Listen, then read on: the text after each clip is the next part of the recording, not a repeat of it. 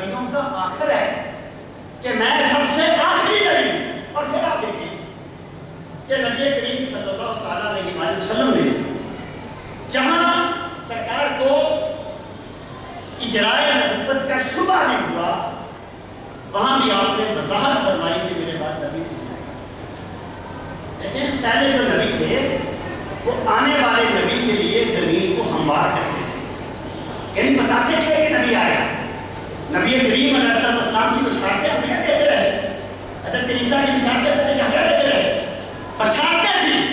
لیکن نبی کریم علیہ السلام نے یہاں کوئی شبہ بھی پیدا ہوا نا ہو سکتا تھا وہاں بھی آپ نے وضاحت فرمائی کہ لیکن میرے بعد نبی نہیں آئے گا. آپ دیکھیں کہ جب حضرت علی رضی اللہ تعالیٰ عنہ سرکار نے غزوہ تبوک کے پس منظر میں اپنا جانشین مقرر فرمایا تو فرمایا لوگوں نے منافقوں نے باتیں کی، انہوں نے کہا دیکھو علی جانے میں تو نہیں ہے، وہ تو گھر بیٹھے رہے. اصل بات یہ تھی علماء کہتے ہیں کہ حضرت علی رضی اللہ تعالیٰ عنہ کو وہاں کیوں چھوڑا گیا مدینہ منورہ میں؟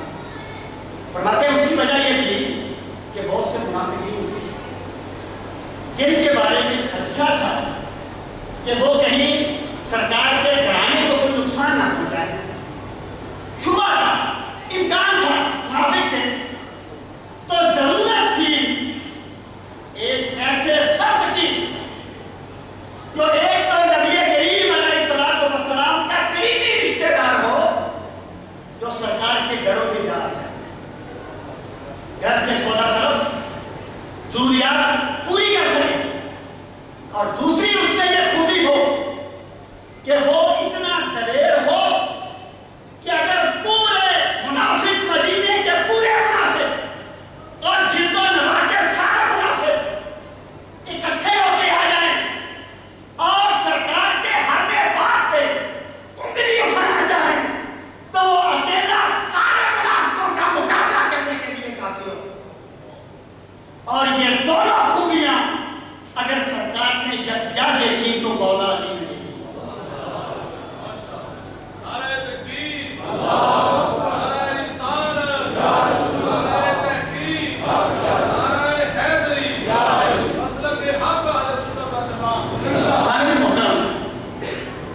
اس لیے آپ لوگ ختم دینا نظر آ رہے ہیں. منافقوں نے کہا کہ یہ نہیں ہے. اس وقت میرے آقا نے فرمایا کہ یا علی انت منی پھر منزلت ہارون نے موسیٰ، تمہیں مجھ سے وہی نسبت ہے حضرت ہارون کو موسیٰ علیہ السلام کے ساتھ تھی. یعنی حضرت موسیٰ دور پر گئے تو ان کے جانشین حضرت ہارون والے بھائی تھے نا، ان کے قابل اعتماد تھے، وہی نسبت ہے. اب یہاں صبح ہو سکتا تھا کہ حضرت ہارون تو نبی تھے، کہیں ایسا تو نہیں ہے کہ سرکار کے بعد بھی کوئی بندہ نبی مان لے کسی کو. فرمایا اللہ اللہ نبی جوانی مگر یہ کہ میرے بعد نبی کوئی نہیں آئے گا. یعنی یہاں شبہ بھی ہو سکتا تھا، وہاں بھی نبی کریم علیہ السلام نے نفی فرما دی کہ لوگوں کوئی نبی نہیں آئے گا، اب نجات کے لیے میری نبوت کافی ہے. اور جب سورج طلوع ہو جائے تو پھر ستارے نہیں کر سکتے. سمجھ محترم، یہ میں نے چند حدیث مبارکہ کی طرف اشارہ کیا. اب آپ آ جائیں اس چیز پر کہ بھائی آخر ظاہر ہے کہ جو مسئلہ ہے یہ آج تو نہیں تھا، یہ مسئلہ تو شروع سے ہے. یعنی سرکار کے زمانے میں ہی کر دیا، سجا نے کر دیا، بعد میں بھی بہت سے مجھے آتے رہے. میرے بھائی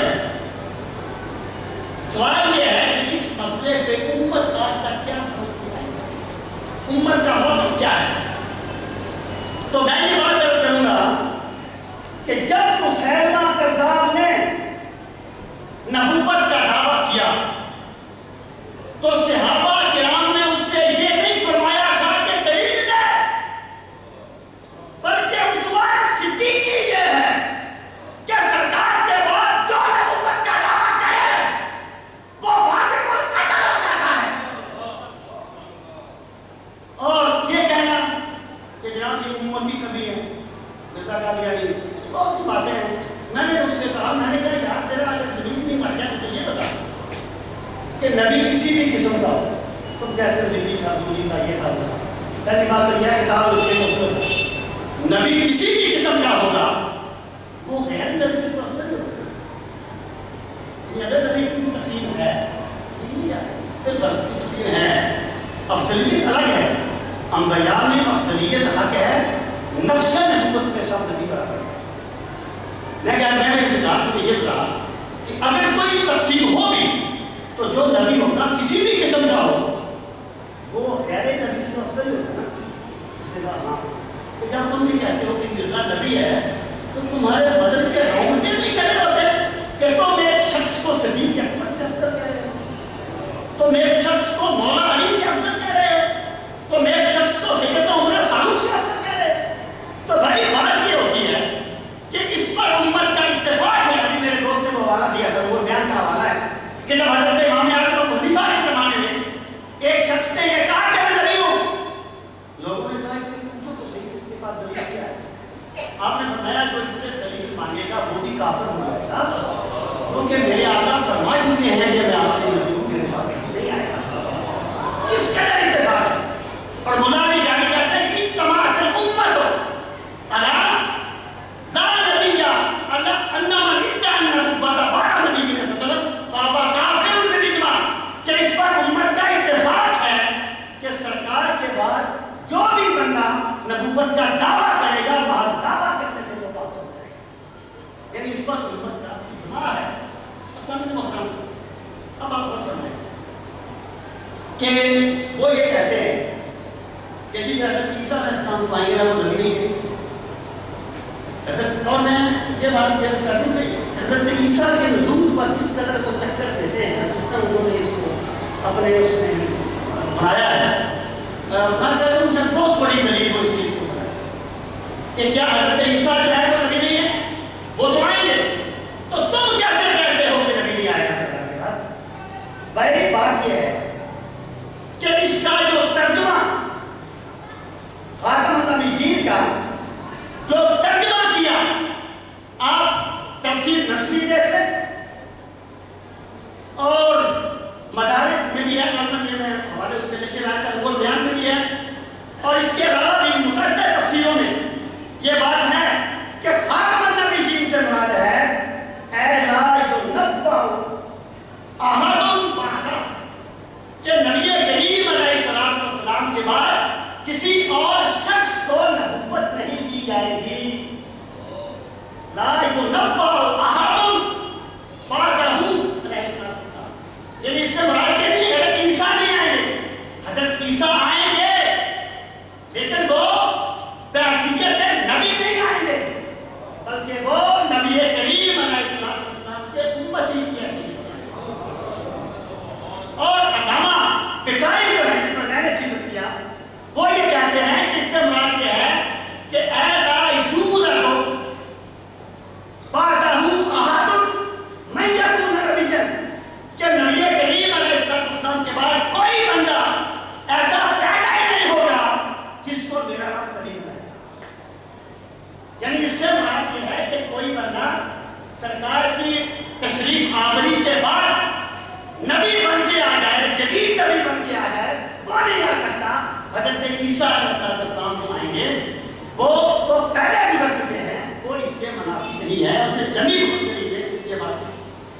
سب یہ محترم, اب آپ دیکھیں ان کے ایک تو دلائل کے اور غور فرمائیں. دلائل وہی ہے بس اپنی خواہشات کو دلیل کریں گے.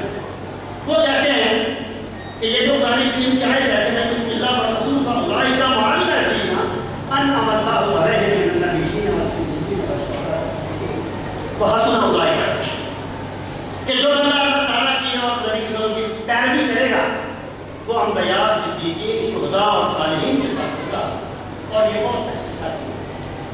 ان کا استدلال یہ ہے, اور اس میں بھی یہ اس کتاب میں بھی یہ استدلال کیا گیا ہے میرے پاس نہیں. وہ کہتے ہیں اگر 10-15 منٹ زائد ہو جائے تو مجھے آپ معاف کریں گے. اگر 10 سے کچھ منٹ لیٹ ہو جائے تو